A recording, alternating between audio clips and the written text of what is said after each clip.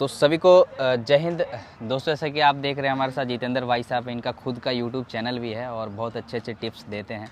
तो आज हम आपसे बात करें, जैसा कि आप देख सकते हैं, पोस्ट स्ट्रेचिंग, रनिंग के बाद स्ट्रेचिंग कितना ज़्यादा ज़रूरी होता है उस पर हम आपसे बात करने वाले हैं। कुछ भैया कवर करेंगे, कुछ मैं कवर करूँगा। तो कुछ आप बताइए भैया कि पहले क्यों ज़रूरी होता है ये सारी चीज़ें। और बहुत लोगों के दिमाग में ये होता है कि ये सारी चीज़ बेकार है, इससे करने से कोई बेनिफिट नहीं, जितना लंबा दौड़ो या फिर रनिंग ग्राउंड में रनिंग करते रहो वही काम करता है, ये सब चीज़ें काम नहीं करता है। तो कुछ इसके बेनिफिट बताइए।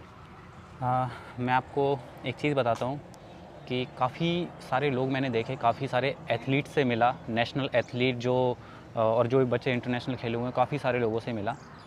तो कुछ गलतियाँ जो बच्चे बचपन में करते हैं, बचपन में मतलब कि 14 साल, 15 साल, 16 साल की उम्र में करते हैं, उसमें क्या करते हैं, वो स्ट्रेचिंग नहीं करते हैं, वर्कआउट करते हैं। वर्कआउट के बाद में अपना सीधा बैग उठा के सीधा घर। उसके बाद की जो दिक्कतें होती हैं वो हम जैसों को झेलनी पड़ती हैं, क्योंकि वो आने वाले टाइम में हमारे पास आएंगे। वो 16 साल का होगा, 17 साल का होगा, हमारे पास आएगा। मसल उस टाइम स्टिफ पड़ी हुई होती है। अब उस टाइम में कुछ स्प्रिंटर होते हैं, अब वो वर्कआउट करेंगे, मसल पुल हो जाती है। वो मसल पुल होने का जो सबसे बड़ा रीज़न है वो वही है, ठीक है, स्ट्रेचिंग नहीं करने का। और बहुत लोग, चाहे आप वर्कआउट करते हैं और उसके बाद हमेशा कंप्लेन करते हैं, हमारे चैनल पे लिखते हैं कि सर हमें यहाँ दर्द, मसल्स में दर्द, बहुत ज़्यादा कड़ा फील होता है, स्टिफनेस फील होता है।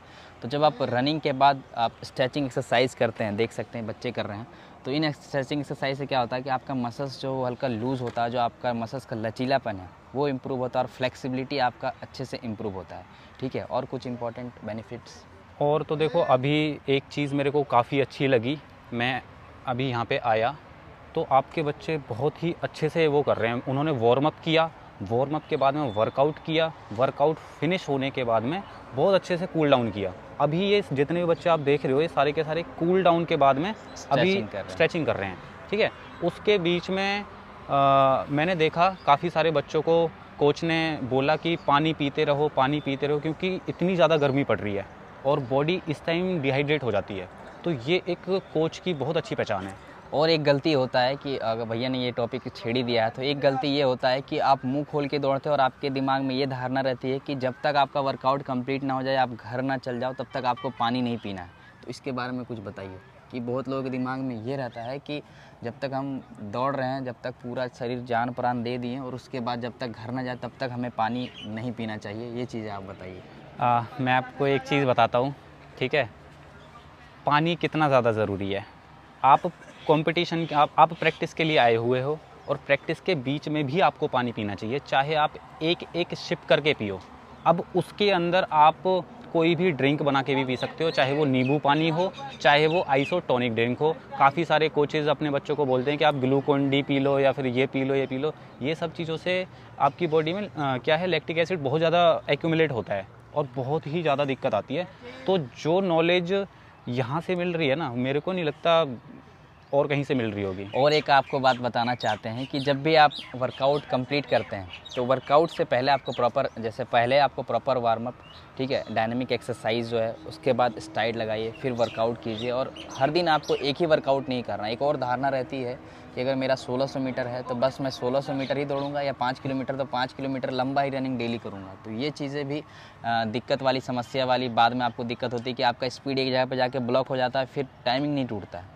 तो ये चीज़ों पे भी आप वर्कआउट पे थोड़ा सा जब डिस्कस कर ही लेते हैं आज। बिल्कुल बिल्कुल, जो वर्कआउट है, वर्कआउट हर दिन का चेंज होना चाहिए।